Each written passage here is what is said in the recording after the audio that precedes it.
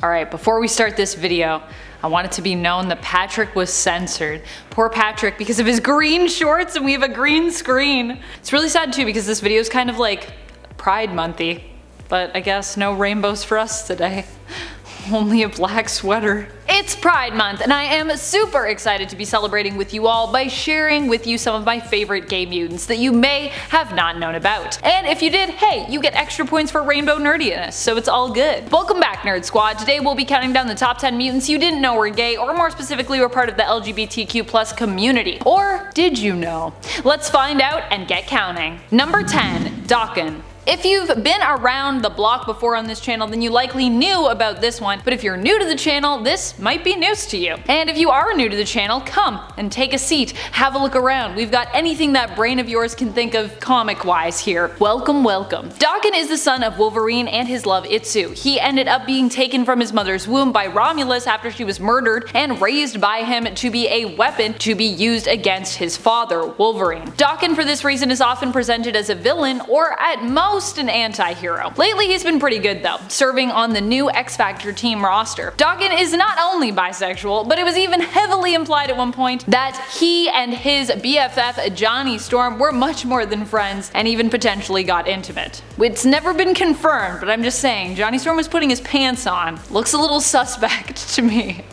But I love it. I totally ship Johnny and Daken. I think that's awesome. Number 9, Magik. I mean, I don't think any of us are too surprised that Magik is on this list, especially if you know the character well. As an adult, she's always been a woman who seems to very much exude and celebrate her sexuality. Heck, we've even seen her use it to her advantage in combat, offering enemies the chance to resolve their conflict through love instead of through fighting. It might never have been explicitly mentioned in the comics that Magik is either bisexual or likely pansexual, but it definitely seems like something that will be addressed eventually, sooner or later. I'm just waiting for that to be a full thing. And friends, before we move on to this next spot, if you are loving this list as much as I am loving delivering it to you, I love this list, so much fun, please be sure to show that love by giving this video a thumbs up, subscribe, comment, do all the things. Also, we have an X-Men playlist, so if you like mutants, you can check that out. I highly recommend. I love mutants a lot, so I'm sure there's lots of videos that I've been way too excited to tell you about. Number 8, Iceman. I mean, at this point you probably know about this one because it's been around for a while now, but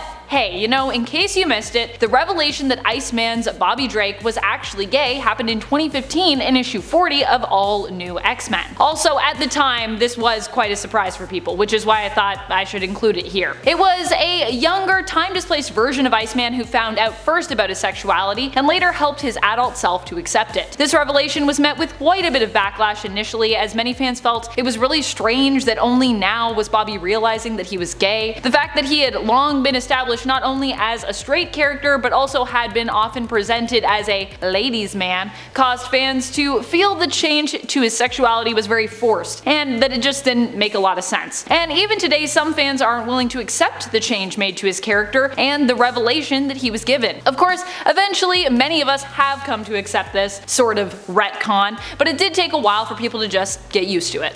I love Bobby being super fabulous as well. If you go to Bobby's wiki right now, he has this picture on his profile that's just, woo! It is something. I love it. A lot of booty. A lot of Iceman booty.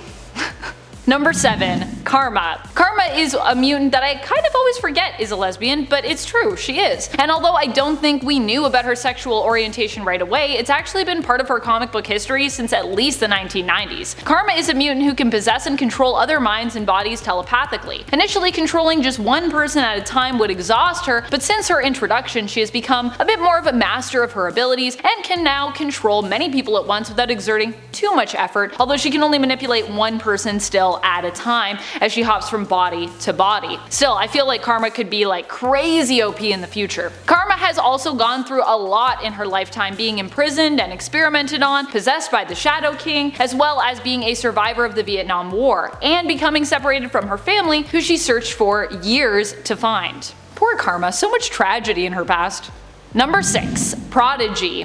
Fans of the Young Avengers may know about this one, but if you weren't reading comics at the time or just missed Young Avengers, 1, you should go check it out because it is awesome, and 2, you probably didn't know that Prodigy is actually bisexual. This all came out when he confessed his feelings for Hulkling while the two were working together on the Young Avengers team. Prodigy more recently has been part of the X Factor investigations team that operates on Krakoa but travels all over the world to solve mysteries of missing mutants so that they can decide if resurrection protocols need to be activated for those mutants or not. X Factor might actually be the gayest team right now in the mutant line, which also might be part of the reason why I love it so much. That and the writing and the art, so many things. And iBoy, I love iBoy. Number 5, Betsy Braddock, or Psylocke as we knew her then. This was way back when Betsy was in Quannen's body. During that time, Psylocke was in a relationship with one of the weirdest mutants around, Phantom X. He's weird in the way if you try to explain him to anyone, comic reader or not. Unless they know Phantom X, it's just a lot of a lot and quite confusing. Basically, there was a time when Phantom X was split in 2. Well, more than 2, and he's been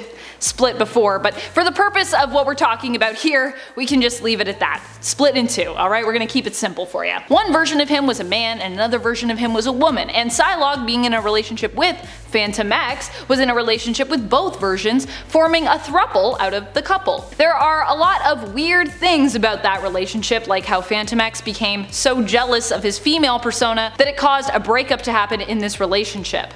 Or how Betsy was technically in another woman's body while all this went down, which is really bad. Granted, there were a lot of awful things that came out of that whole body possession thing. Remember when Betsy got a full back tattoo while in Quannen's body? Imagine waking up to find out that you have a massive back piece that you certainly never signed off on. Imagine waking up at all in your body after all of everything that happened with Psylocke. I don't know how Quannen's so strong right now and she just keeps doing it. I'm like, girl, you've been through some crazy stuff.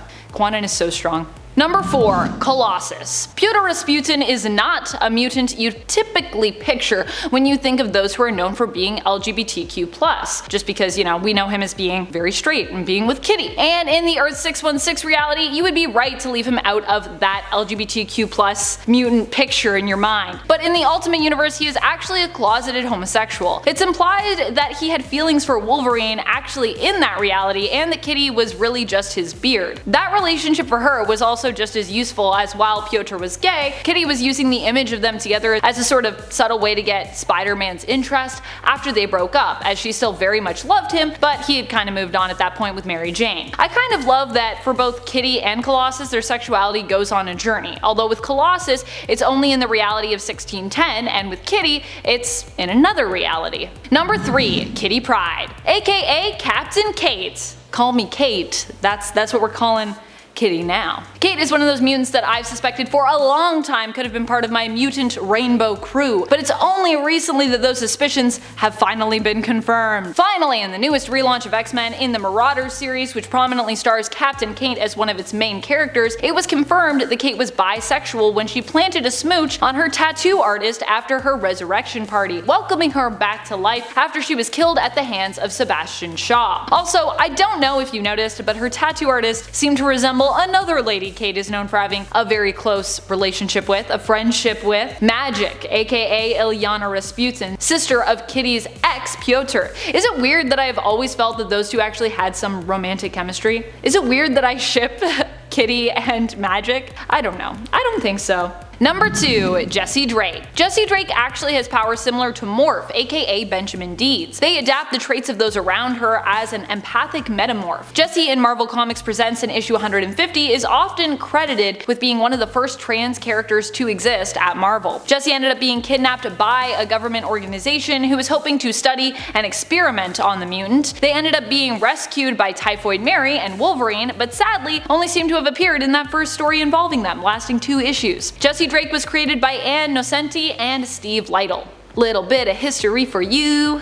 Number 1, Wolverine. Not in the main universe, of course. but still. But in an alternate universe, Wolverine is very happily in a loving relationship with his partner, Hercules. Can I say how much I love this pairing? I love it a lot. I feel like I need a whole film just about all of the alternate Wolverines because there are so many great ones, the Wolverine of Earth 12025 included. On the Earth of 12025, Hercules and Wolverine are a few of the Earth's greatest heroes, and they had many team-ups together. However, initially they had to hide their love from the world because it was forbidden. Fortunately, they did ultimately come out of the closet though and reveal their love to everyone, though there was hell to pay as a result of their glorious pride. What a couple of strong cuties. Who are some of your favorite LGBTQ+ mutants? Which mutants were you surprised to learn were gay, if any? Are there any mutants that you think could be gay despite them not having come out yet? Let us know about it in the comments below. This has been Top 10 Nerd, and I'm your host Amanda McKnight, reminding you as always to stay nerdy, YouTube, and happy Pride!